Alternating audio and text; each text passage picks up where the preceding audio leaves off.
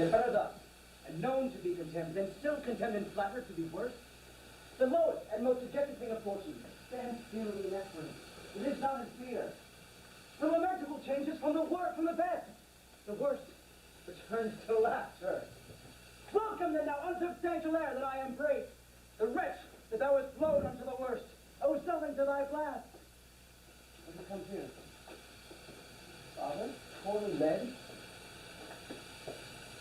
World! World! Oh, world! What does thy strange mutations make us hate thee? Life would not yield itself to age. Oh, my good lord, I have been your tenant, and your father's tenant in these 80 years. Away, get thee away, good friend. Thy comfort can do me no good at all. These may hurt. Alack, sir, you cannot see your way. I had no way, and therefore need no eyes. I stumbled when I saw, for all to see, a means to cure us, and our mere defect proved our commodity. Dear son, the food is life, a perfect father's wrath. Might I but live to see thee, my child, I'd say I had eyes again. Oh, no! Who's there? Oh, God. Who is it to say I am the worst? I am worse there I was. 'Tis poor mad Tom. And worse I may be yet. The worst is not, only one can say this is the worst. Where going? Is it the beggar fellow? Yes, madman and beggar too. He had some reason, else he could not say. In the last night's storm, I touched the fellow's soul that made me think a man a worm. My son then did come into my mind, although my son was then dear friends with me. I tried to wanton boys, a weed to the gods, they kill us for their sport. How should this be? The head is the trade that must lay fools to sorrow, angering itself and others. That's my wit! Did you make it so? Aye, my lord. Then really get thee gone, before my sake, thou wilt or take us a mile or two of the way to Dover, do it for ancient love, and bring some cover to this naked fellow, who I'll entreat to lead me. Alack, sir, but he is mad. 'Tis the time's plague, the madmen live the blind. So get thee gone, as I do bid thee, and do thy pleasure above the rest be gone. I'll bring in the best cows I have, whence what will. Good sir, make good fellow. Door tongues are cold! I cannot talk it further. Come give your fellow. And yet I'm just such sweet eyes as me. Just under the way to Dover. Both stile and gate, horseway and footpath. Thomas is scared out of his 5 wits. Bless me, good man, son, from the fell fiend. 5 bees have been in Tom's, as entered once, as lust, the gold ye cut. Forwarded, prince of dumbness. Mahu, a stealing. Bodo, a murder. Citizenship, nothing in ruin. Who sits possesses chambermaids and waiting women. Oh, bless thee, master. Here take this part, thou whom the heaven's plague hath humbled to all strokes, and that I am wretched makes thee the happier, heavens do so still. Let the superfluous and lust-diated man that slaves your ordinance, that will not see because he does not heal your power quickly. So distribution should undo excess, and each man has enough. Dost thou know Dover? Aye, master. There is a cliff whose high and bending head looks fearfully into the confined deep. Bring me but to the brim of it, and I'll repair the misery thou dost bear with something worth thy taking. From that place I shall no leading me. Give me your arm. 4 Tom shall lead thee.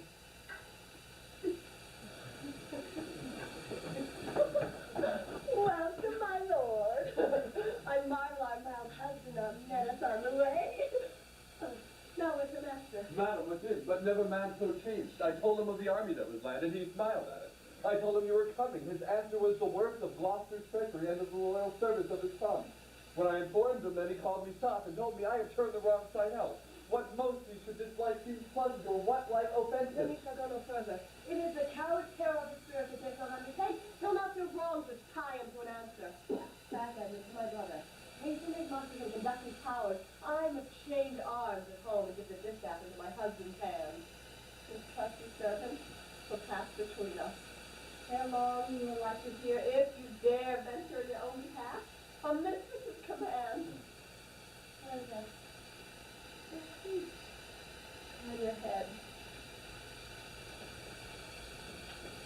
His kiss. If it does speak, would stretch thy spirits up into the air. Conceive? Very well. Yours in the ranks of death. Oh, dear Gloucester! Oh, the difference between man and man. To thee, a woman's services are due. My fool usurps my body. Madam, here comes my lord. I had been worth the whistle. Oh, Goneril. You are not worth the dust which the rude wind blows in your face. Fear is disposition. That nature, which contemns its origin, cannot be born or certain in itself. She that from the material sap will perforce disbranch and sliver. Line, Come to deadly use? come to deadly use. No more the text is foolish. Wisdom and goodness to the vile seem vile. Filth savor over only themselves.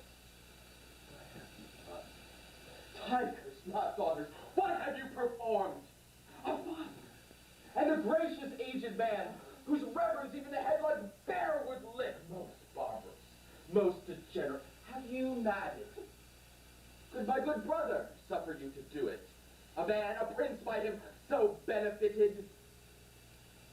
If these, the heavens do not send down their visible spirits to tame these vile offenses, it will come. Humanity must perforce prey on itself like monsters of the deep. No-footed man that wears his cheek for blows, a head for wrong, who has none in thy brow and eye discerning thine honor from thy suffering, who not knows fools do those villains pity or punish ere they have done their mischief? Where's thy drum? Prance his banner in our noiseless land, with plume and helm that safety against distress, whilst thou, a moral fool, still and cries, oh, laugh, why doth he so? See thyself, devil. Proper wickedness seems not so horrid in the fiend as in woman. Oh, vain fool. Thou shameful self-covered thing for shame! But after not thy nature. Were my fitness to allow these hands to obey my blood, they are apt enough to rend and dislocate thy flesh and bones.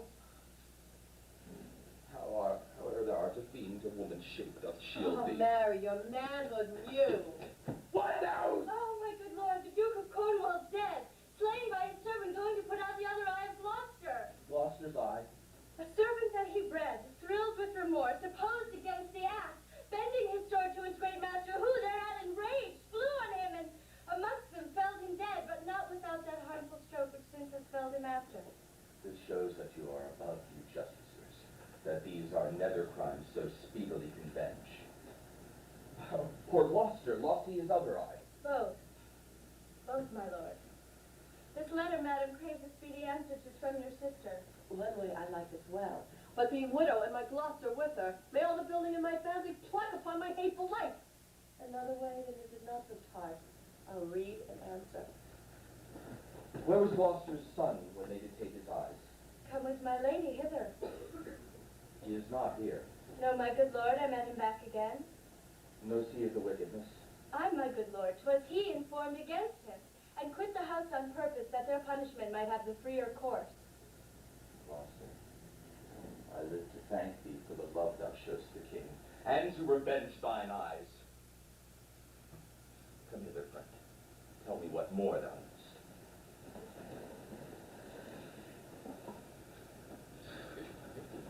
Why the France has so suddenly gone back? Know you the reason? Something he left imperfect in the state, which since his coming forth is thought of, which imports to the kingdom so much fear and danger, that his personal return was most required and necessary. Who hath he left behind him, General? The Marshal of France, Monsieur Lafar. Did your letters pierce the Queen to any demonstration of grief? She took them, read them in my presence, and now and then an ample tear trilled down her delicate cheek. It seemed she was a queen over her passion, who most rebel-like sought to be king o'er her. Oh, then it's moved her. Not to rage, patience and sorrow showed who should express her beliefs. I have seen sunshine and rain at once. Her smiles and tears were like a better way.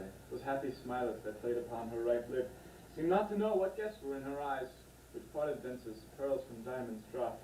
In brief, sorrow would be a rarity most beloved, if all could so become it. Made she no verbal questions? Oh, faith, once or twice she heaved the name of father, pantingly forth as if it pressed her heart, cried, "Sisters, sisters, shame of ladies, sisters!" Cried, "Kent, father, sisters, what a storm in the night, let pity not be believed!"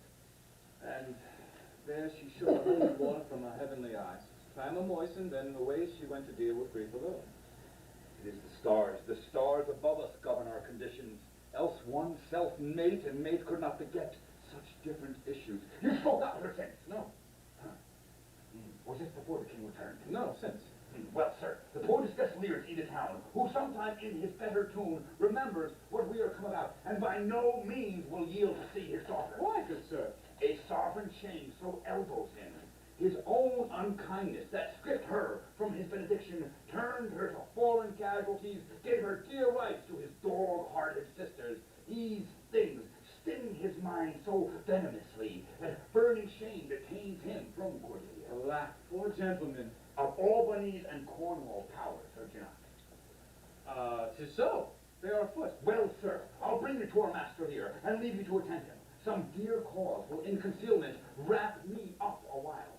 When I am known aright, you shall not grieve lending me this acquaintance. I pray you, go along with me.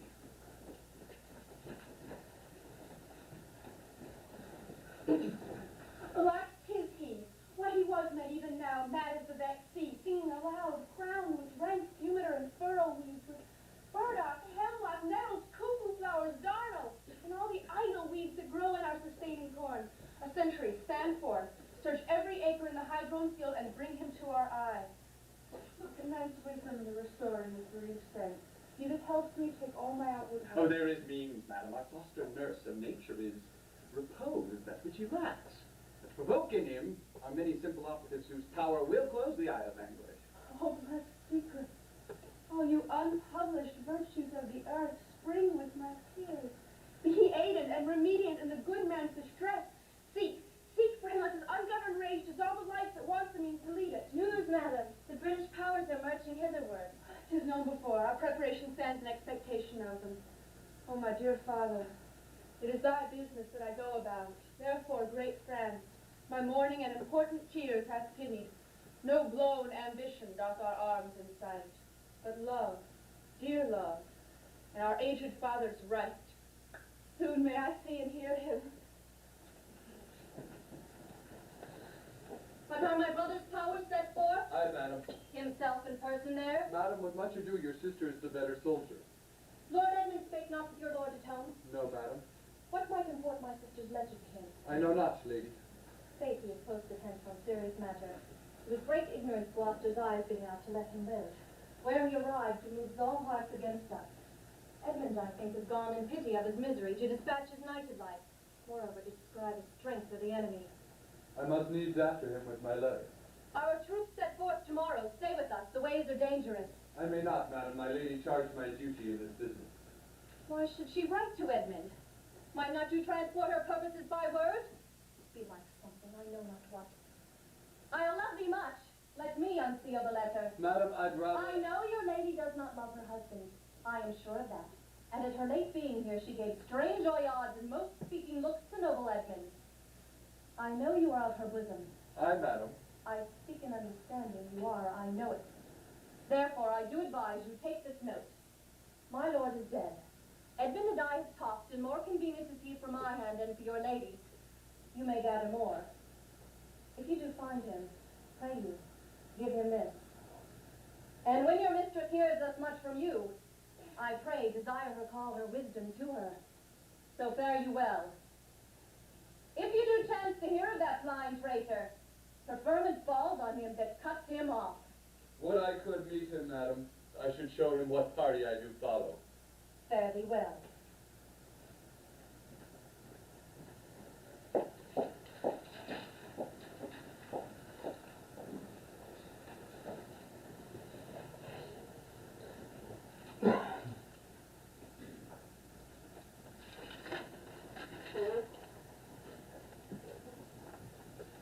When shall we come to the top of that chain hill?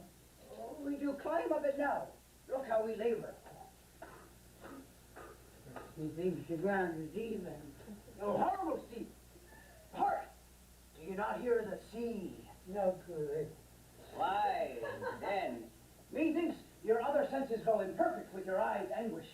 So indeed, methinks thy voice is altered, and thou speaks with tone and matter better than thou didst. Oh, thou art much deceived. Methinks thou better spoke as Come on, sir. Here is the brace. Oh, stand still.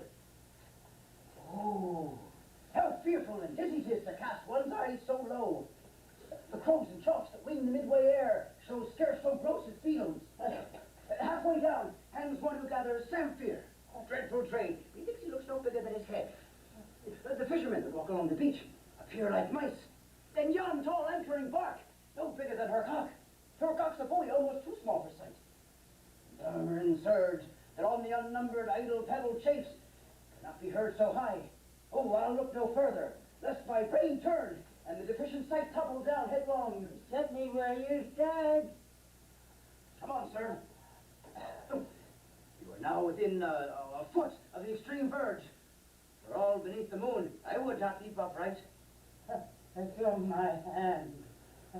Here, fellows, another purse. In it a jewel well worth the poor man's taking. There is in God's prosper you with it. Now go further off. Bid me farewell. Let me hear you going. And I'll fare you well, sir. God bless you, sir. Why I do trifle thus with his despair is done to cure it. Oh, you might be God. This world I do renounce, and in your sight shake patiently my great affliction off.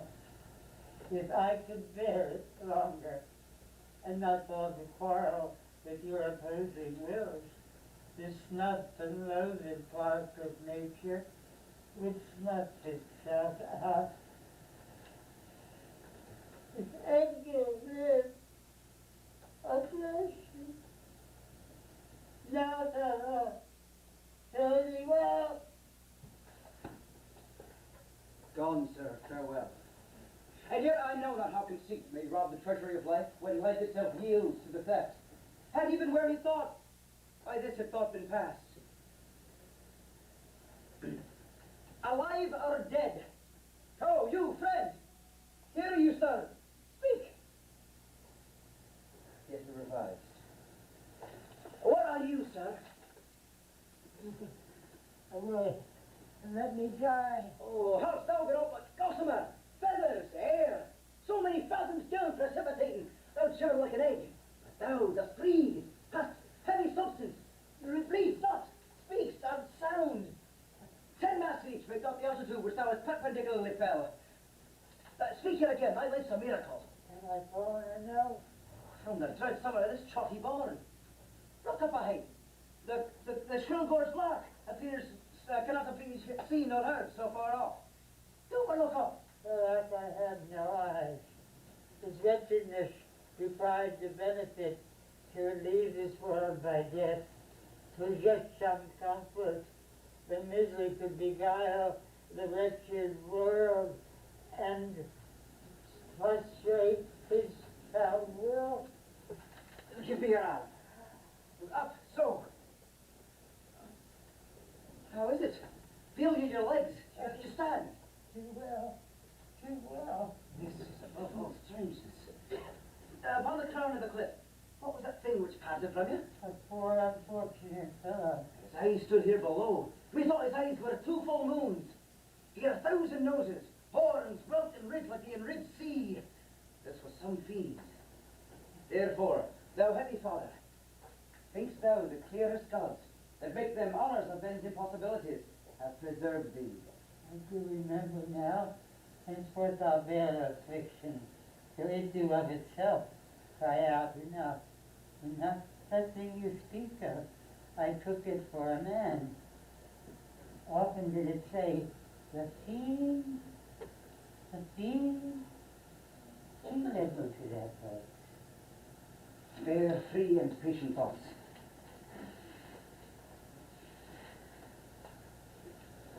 But who comes here? Of the safer sense would ne'er accommodate his master thus. I cannot touch me for the queen. I am the king himself. Oh, a side-piercing sight. Nature's above art in that respect. There's your fresh money. That fellow handles his bowl like a crow keeper. Throw me a clothier's yarn. A mouse!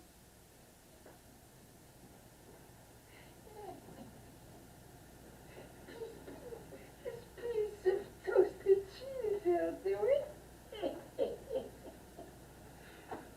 Here's my gauntlet. I'll throw it on a giant. Bring up the brown bills. Oil blow. In the cloud. In the cloud. You. Give the word. Sweet marjoram. I know that's right. Yes. I got a little with a white beard. It ain't flattering me like a dog, and told me I had white hairs in my beard. You're the black ones with hair. To say I and no to everything that I said. I and no too was no good divinity. When the rain came to wet me once, and the wind to make me chatter, when the thunder would not peace at my bidding, there I found them, there I smelt them out. Go to, they are not men of their words. They told me I was everything, and a lie. I am not like you.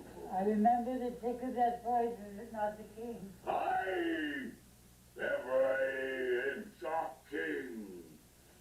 When I do stare, look, see how that subject quakes? I pardon that lamb's life. What was thy cause? Adultery? Oh, thou shalt not die. Die for adultery? No, the wren goes to it, and the small gilded fly does lecher in my sight. Let copulation thrive. For Gloucester's bastard son was kinder to his father than my daughters got between the lawful sheets to luxury pell-mell. For I lack soldiers.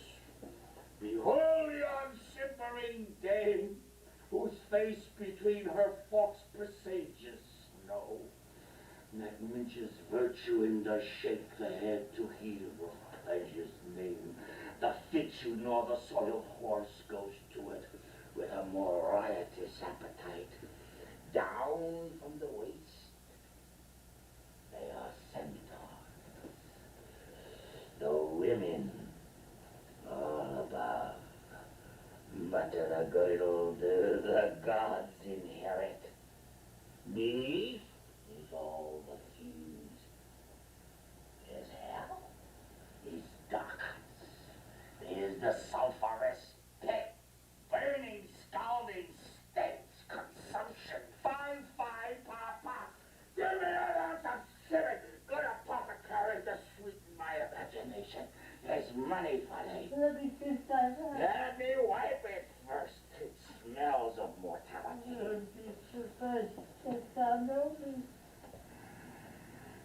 I remember thine eyes well enough. Dost thou squinny at me?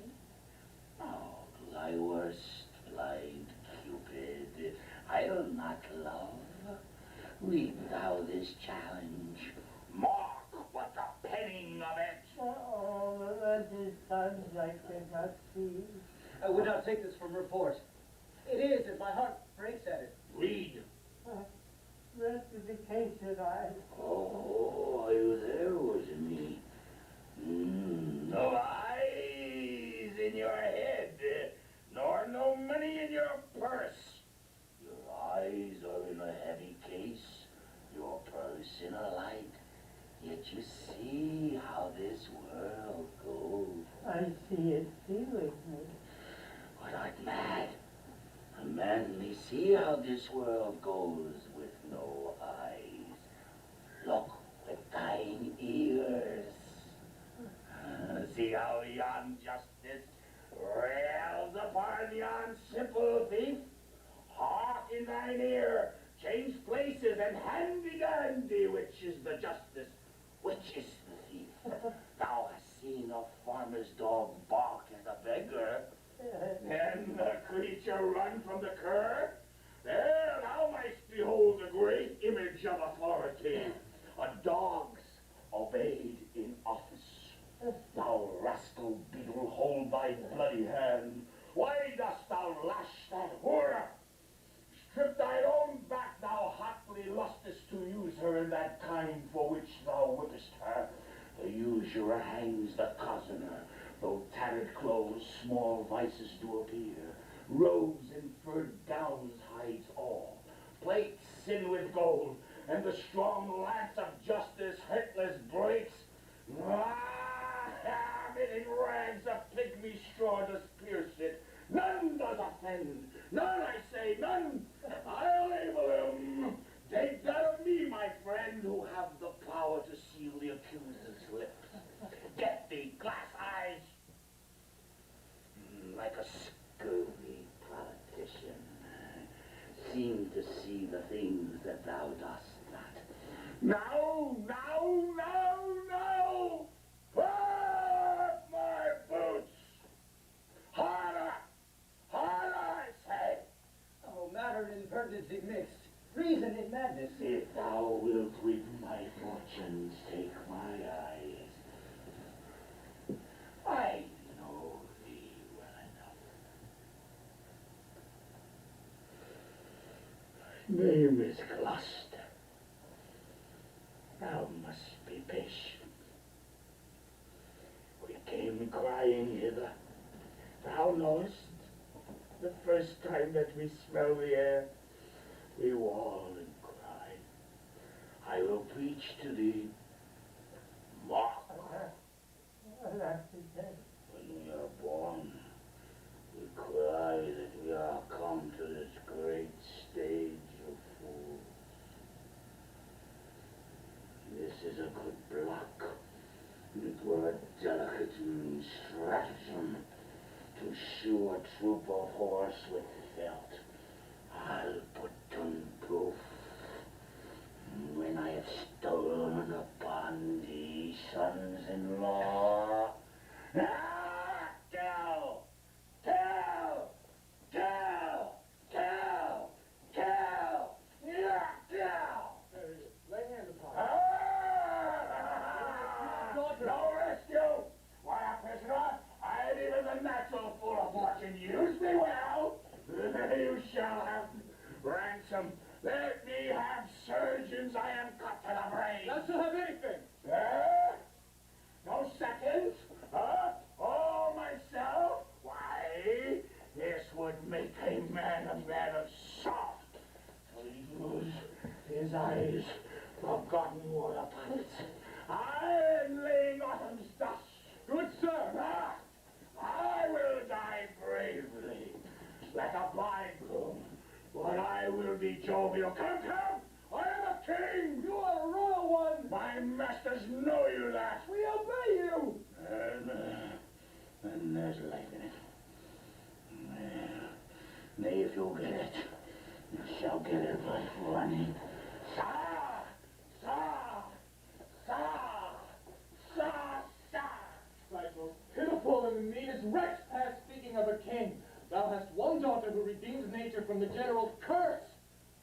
Rain have brought her to. Hail, gentle sir. Sir, speed you, what's your will? You hear also of the battle sword. Most sure and vulgar, everyone hears that which can distinguish sound. But by your favor, how near is the other army? Near, and on speedy foot, the name describes stands on the hourly thought. I thank you, sir, that's all. Though, that the Queen on special cause is here, our army has moved on. I thank you, sir. Little God, take my head from me. Let not my words suffice tempt me to end my life before you, please. Well prayed, father. Now, good sir, what are you? Oh, most poor man, they tame to fortune's blows, who by the art of known and feeling sorrows am pregnant to good pity. Give me your arm. I'll lead thee to some gliding. I thank my good and bounty too, and then it's in this mood. A proclaimed prize. Most happy that I, instead of thine, was first framed flesh to raise my fortune. Thou old unhappy traitor, briefly thyself remember the sword is that which must destroy thee. Oh, yes, let thy friendly arm give thee strength enough. Wherefore, bold peasant, darest thou support a published traitor? Lest the infection of his fortune take like hold on thee, let go his arm. I'm not let go, sir, without felt occasion. Let go, slave, or thou diest. Come, good gentlemen, go your gait, and let poor folk pass. And I got them swaggered out of my life, and would not have been so wrong as by a fortnight. Nay, come not the old man. Keep you off, I warn you. Or I try whether your corsage or my ballow be behold. Out, dunghill! Come, sir, I'll pick your teeth. I be playing with you. Slave, thou hast slain me! Villain, take my purse. If ever thou wilt ride, bury my body. And give us the letters which thou findest about me to Edmund, Earl of Gloucester. Seek him out upon the British party. Oh, my timely death! Serviceable villain, I know thee well. As duteous to the vices of thy mistress as badness will desire. What is he dead? Search you, father, rescue! Let's see these papers. Papers that he speaks of may be my friends. He's dead. I am only sorry that he had no other destiny. Let's see. Lean, gentle wax, and manners blame us not. In our enemies' minds will rip their hearts. Their papers is more lawful. Let our reciprocal vows be remembered. You have many opportunities to cut him off. If your will want not, time and place will be fruitfully offered. There is nothing done if he return the conqueror. Then am I the prisoner, and his bed my jail, from the loaded warmth whereof deliver and supply the place for your labor. Your wife, so I would say, affectionate servant, Donald. Oh, indistinguished face of woman's will! A plot upon her virtuous husband's life. In exchange, my brother. Here in the sands, I'll rake thee up. With the post unsanctified of murderous lechers. And in the mature time, with this ungracious paper, strike the sight of the death-practiced duke. For him, 'tis well that of thy death and distance I can tell.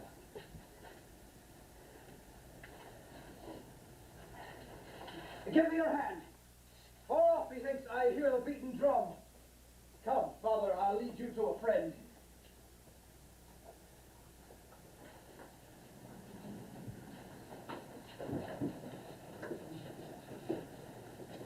Oh, thou good Ken, how shall I live and work to match thy goodness? My life will be too short, and every measure fail me. To be acknowledged, madam, is o'erpaid. All my reports go with the modest truth, nor more nor clipped, but so. Be better suited. These weeds are memories of those worser hours. I prithee put them off. Pardon me, dear madam. Yet to be known shortens my maiden tent. My boon I make it, that you know me not till time and I think meet. Now be it so, my good lord. How does the king? Madam sleeps still. Oh, you kind gods, cure this great breachness of used nature, the untuned and jarring sense of the wind-up of this child-changed father. Please your majesty that we should wake the king. He has slept long. Be governed by your knowledge and proceed to the sway of your own will. Is he arrayed? Aye, madam, in the heaviness of his sleep with the fresh garments on him. Be bide, madam, when we do awake him, I doubt not of his temperance. Very well. Please you draw near. Louder the music there.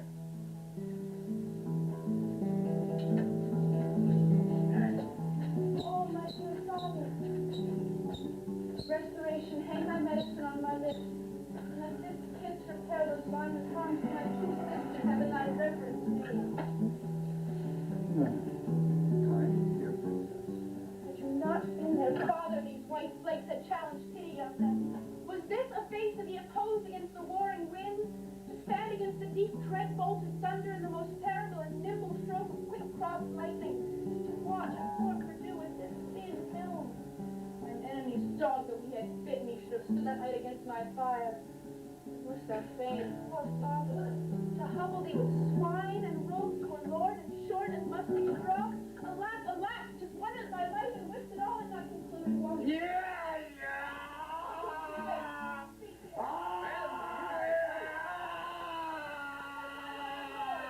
How fares your majesty? You're doing me wrong to take me out of the grave. Sordid beast, I am bound upon a wheel of fire, and my own tears do scold like molten lead. Sir, do you know me?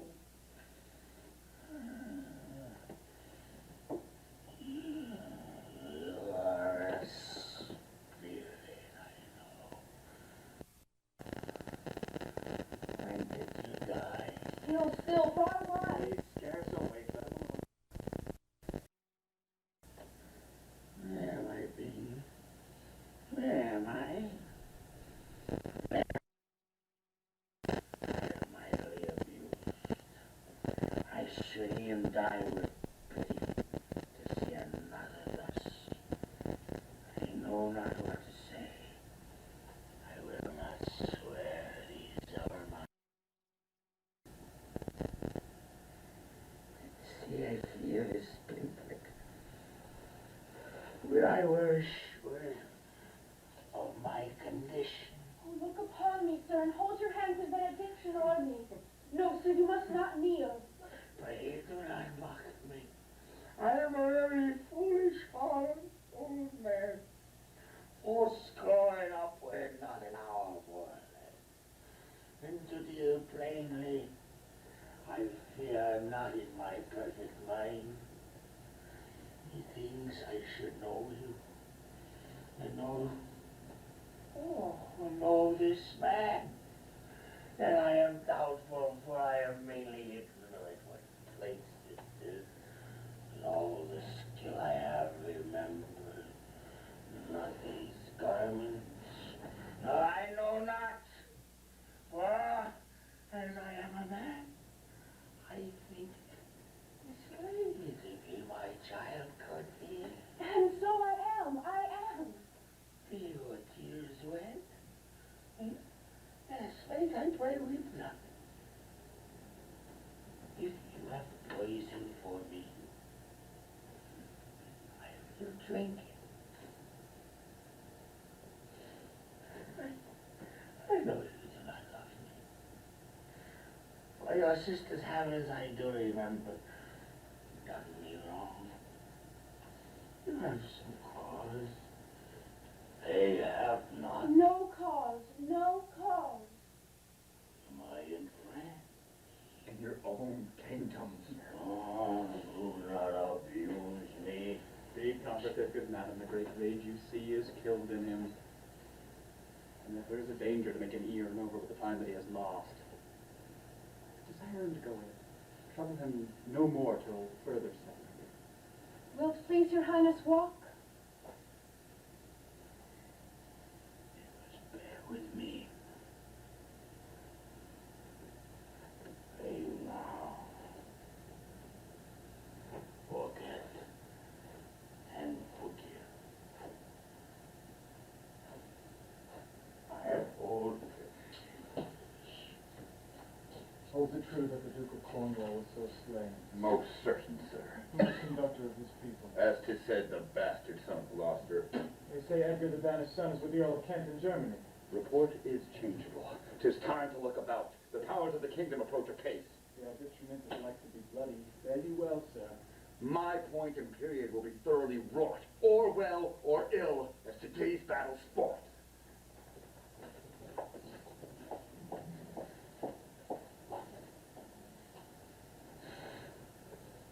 Behold the Duke of his last purpose, Holderwell, since by art he's advised to change his course. He's full of alteration and self-improvement. Please come. Our sister's man is certainly miscarried. Is to be doubted, madam! Now, sweet lord, you know the goodness I intend upon you. Tell me, but truly, but then speak the truth. Do you not love my sister? In honor, Lord, madam. But have you never found my brother's way to the forfended place? Madam, that thought abuses you. I am doubtful that you have been conjunct and bosomed with her, as far as we call hers. No, by my honor, madam. Never! I never shall endure her.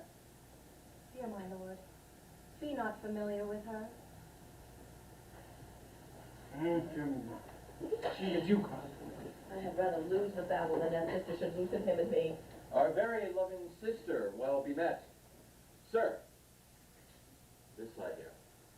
The king is come to his daughter, with others whom the rigor of our state forced to cry out. Where I could not be honest, I never yet was valiant. For this business it toucheth us, as France invades our land. Not bold the king, with others whom I fear most just and heavy causes oppose. Why You is speak reason nobly. combined together against the enemy? For these domestic and particular broils are not the issue here. Let's then determine with the ancient of war on our pursuit. Sir, I shall attend you presently in your tent. Sister, you'll go with us? No. It's most convenient. Pray you, go with us. Oh, I know the riddle. I will go.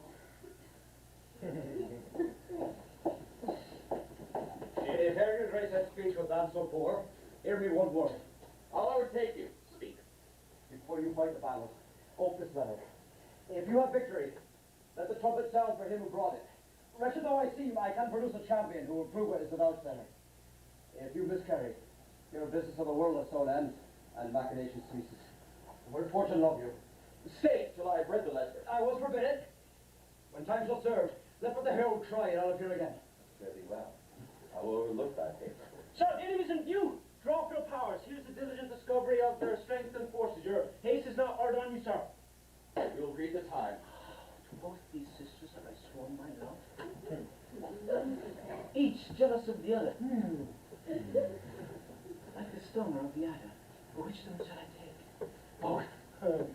One or neither. Neither can be enjoyed if both men are not. Take the widow, exasperates, makes man the sister gone now. And hardly shall I carry out my side, the husband being alive. Well then, we'll use his countenance for the battle which being done, that there would be rid of him, devise his speedy taking off. As to the mercy he intends to Lear and to Cordelia, the battle being won and they within our power, shall I see his pardon? My state stands on me to defend, not Defend?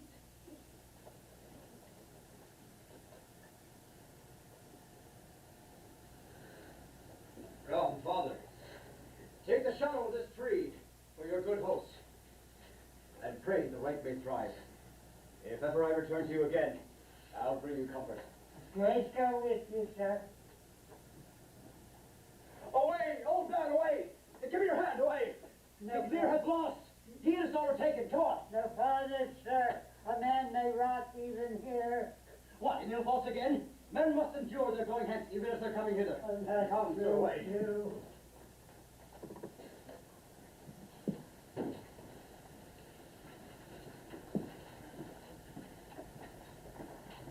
Some officers take them away, good guard, until their greater pleasures first be known. They're to stand to them. We are not the first, who with best meaning have incurred the worst. For thee, oppressive king, I am cast down. Myself could else outfrown false fortune's frown. Shall we not see these daughters and these sisters? No, no, no, no. Come. Let's away to prison. We two alone will sing like birds in the cage. When thou dost ask me blessing, I'll kneel down and ask thee forgiveness.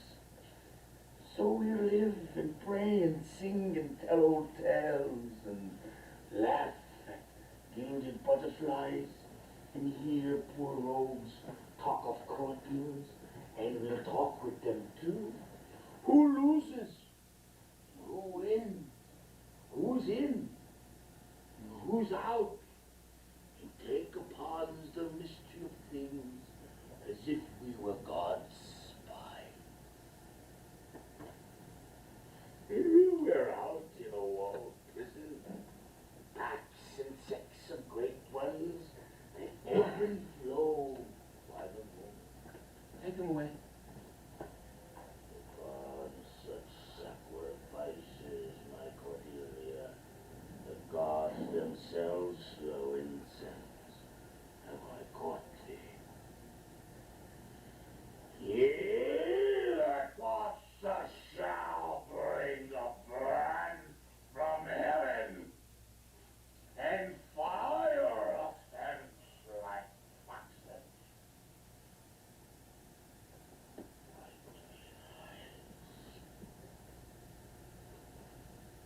And ye shall devour them flesh and marrow, they shall make us weep. We'll see 'em starve. Come hither, Captain. Captain! Captain! Take those, go follow them. One step I have advanced thee, thou dost as this instructs thee. Let us make their way to noble fortunes. Now, know this, that manner as a time to be tender-minded does not become a sword. Thy great employment not bear question. I'll say thou do it, or strive by other means. I'll do it, my lord. About it then, right happy when thou art done. Not can I say instantly, right? Carry those I set down. I cannot draw a card, nor you try those. If it be man's work, I'll do it. Sir, you have today shown your valiant strength, and fortune led you well.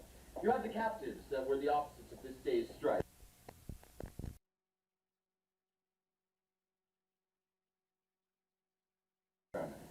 Sir, I thought to send the old and miserable king to some retention or appointed guard, whose age has charmed and whose title more to pluck the common bosom on his side, and turn our impressed lances in our eyes which do command them. With them I sent the queen, my reason all the same. And they are ready, tomorrow at some further place to come before you, where you shall hold your session. At this time, sir, we sweat and bleed. The friend hath lost his friend, and the best quarrels in the heat are cursed by those that feel their sharpness, sir. The question of Cordelia and her father requires a fitter place. Sir, by your patience, I hold you as a subject of this war, not as a brother. That's as we list to grace him. Methinks our pleasure might have been demanded ere you had spoke so far. He led our powers for the commission of my place in person, the which immediacy may well stand up and call itself your brother. Not so hot.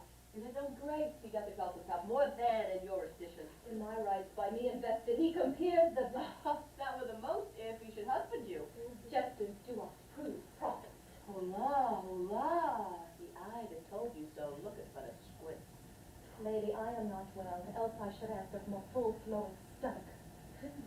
General, take thou my soldiers, prisoners, patrimony, dispose of them, of me. The walls are thine. Witness the world that I create thee here, my lord and master. To enjoy him? The let alone lies not in your goodwill. Nor in thine, lord. Half-blooded fellow, yes. Let the drums strike and prove my title thine. Hear reason. Edmund, I arrest you on capital treason, and in thine attaint this gilded serpent. For your claim, fair sister, I bar it in the interest of my wife. 'Tis she herself contracted to this lord, and I, her husband, contradict your bands. If you must, make your love to me. My lady is bespoke. An interlude. As thou art armed, Gloucester, let the trumpet sound. If none appear to prove upon thy head thy hate, manifest and many treason, there's my pledge. I'll prove it on thy heart, ere I be spread. Thou art in nothing less than I have here proclaimed thee.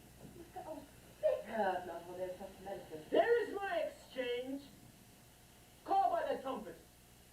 Let him that approaches on him, on you, whom not. I will maintain my truth and honor firmly. Ahem! Ho! Ahem! Ho! Ahem! Trust to thy single virtue. For thy soldiers, all levied in my name, have in my name, took their discharge. 60 squirrels upon me! She's not well, convey her to my tent. Come hither, herald. Let the trumpet sound and read out this. If any man of quality or degree within the lists of the army will maintain upon Edmund, supposed Earl of Gloucester, that he is a manifold traitor, let him appear by the third sound of the trumpet. He is bold in his defense. Sound? Again. Again. Ask of him his purposes, why he appears upon this call of the trumpet. What are you, your name, your quality, and why you answer this present summons? No, my name is Lost. By treason's tooth, bear none and canker bit. Yes, am I noble as the adversary I come to cope? Which is that adversary? What's he that speaks for Edmund, Earl of Gloucester? Himself, what sayest thou to him? Draw thy sword, that if my speech offend a noble heart, thy arm may do thee justice. Here is mine. Behold, it is a privilege of mine honor, mine oath and my profession. I protest, father thy strength, youth, place and eminence. Despite thy bitter sword and fire new fortune, thy valor and thy heart, thou art a traitor. False to thy God, thy brother and thy father. Godfrey gets his high illustrious lord, and from the extremest upward of thy head to the descent and dust below thy foot, a most toad-spotted traitor. But say thou no, and his sword, this arm, and my best spirit, are bent to prove upon thy heart whereto I speak. Thou liest. In wisdom I should ask thy name. But since thy outside looks so fair and warlike, and that thy tongue, some say, of breeding breeds, but nice and safely am I well delayed by rule of knighthood, I disdain and spurn. Back do I toss these treasons to thy head, and with the hell-hated lie overwhelm thy heart, which for they said glance by and scarcely bruise, this sword of mine shall give them instant way, where they shall rest forever. Call by the trumpet, speak! Say, This is practical. So by the law of ours, I was not bound to answer another opposite. Now I must answer what happens in beguiled. Shut thy mouth, thief, or with this paper I shall stop it. Worse than any name, read thine own evil. No tearing, lady, I perceive thou know. Say if I do, the laws are mine, not thine. Who can arraign me for it? Most monstrous, though. Know thou this paper? Ask me not, but I know. Go after her. What thou hast charged me, Go with her. that have I done. And more, much more, the time will bring out. But this past and so much. Would I thou that hast this fortune on me? If thou art noble, I will forgive you. Let's exchange charity. I know it's in blood that thou art, Edmund. If more, the more thou hast wronged me. My name is Edgar, and thy father's son. The dark and vicious place where thee he got cost him his eye. Thou hast spoken right.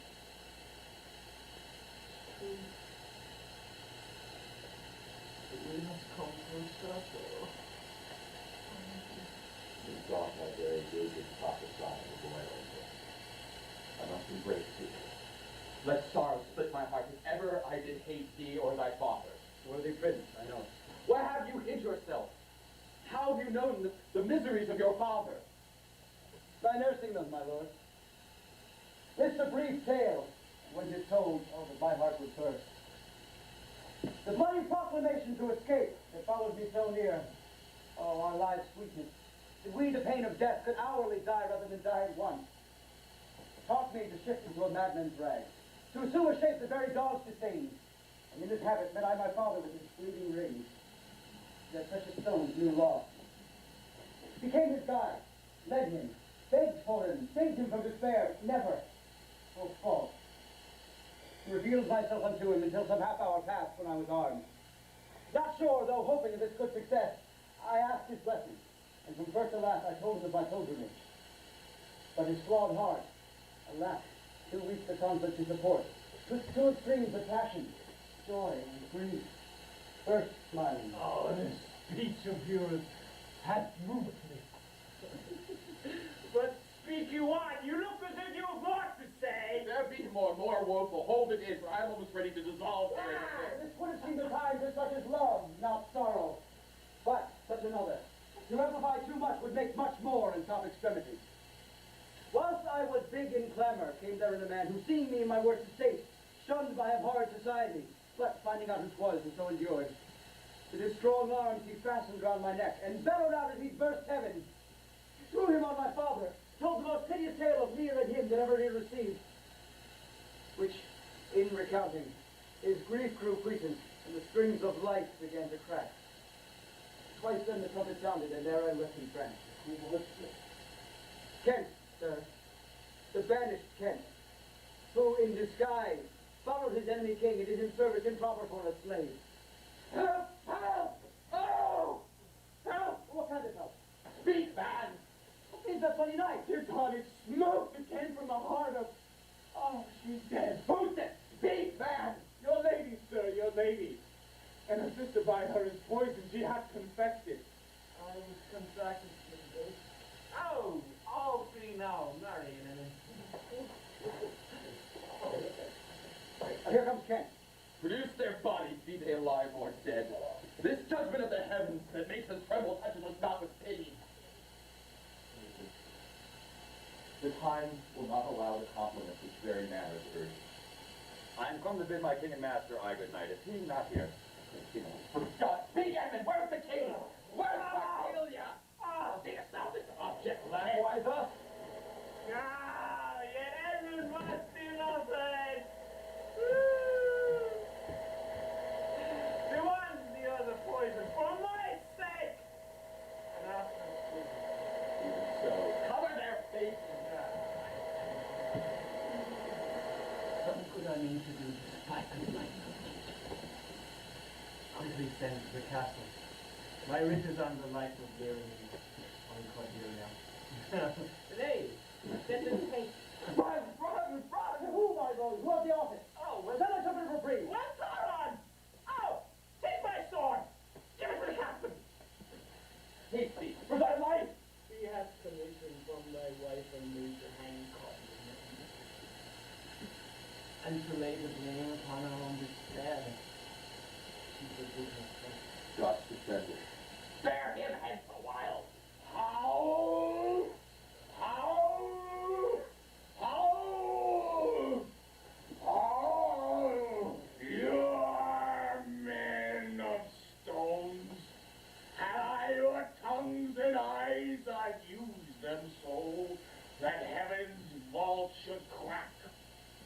He's gone forever. I know when one is dead and when one lives. She's dead as earth. That mere looking glass. In fact, her breath will mist or stain stone. Why then she lives. Oh, image of that horror. Oh, see, this feather stir. She lives, if it be so, it is a chance which does redeem all sorrows that ever I have felt. Oh, my good master. Ready away! It's noble Kent. A plague upon you murderers, traitors all! I might have saved her. Now she's gone forever. Cordelia. Cordelia. Cordelia. Oh. Stay a little. Oh. What did thou sayest? Her voice was ever soft, gentle, and low. An excellent thing. I killed a slave that was a hanging thee. It's true, my lords, you did. Did I not, fellow? I have seen the day with my good fighting falchion. I would have made them skip. But I'm old now. And these same crosses spoiled. Well, I have the fortune better not. I'll tell you. Fortune bragged of who she loved and hated. You not. The same. Your servant Kent. Where is your servant Caius? He's a good fellow. I can tell you that. He'll strike him quickly, too. He's dead and rotten. No, my good lord. I Of that very man. I don't see that straight. from your first of difference and decay, I followed your sad steps. You are welcome hither.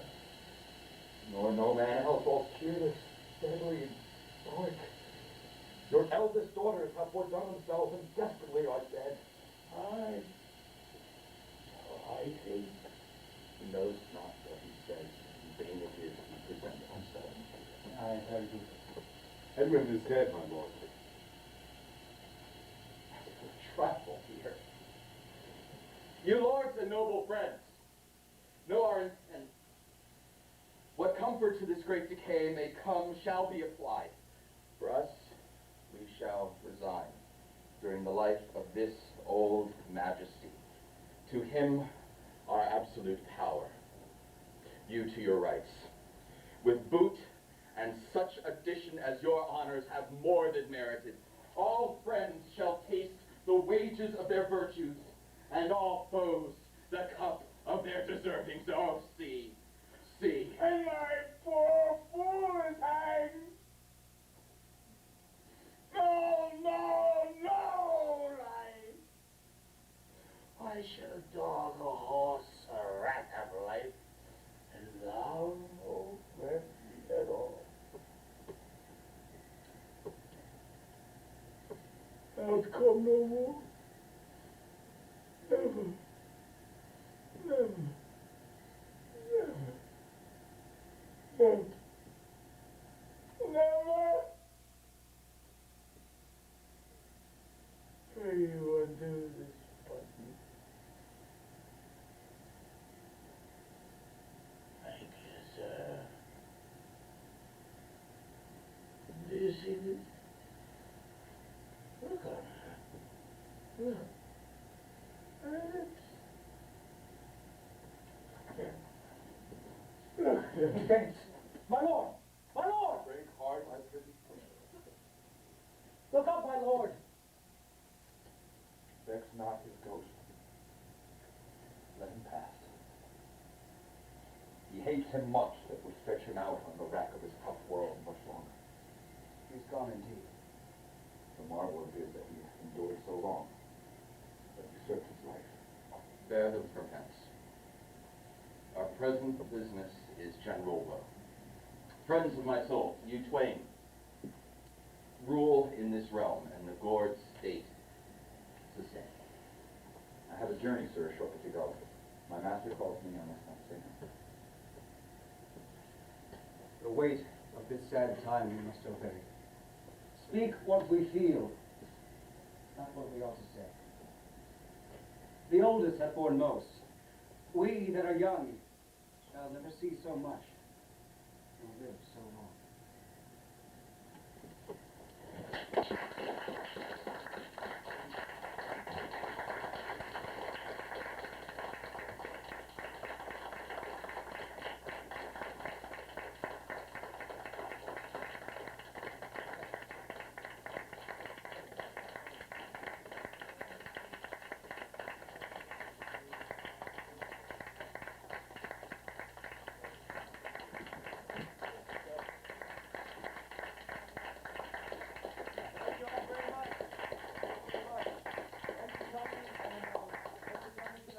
Joining in our work. We hope you got some inkling of what we'd like to bring to larger venues, hopefully including Washington Square Park.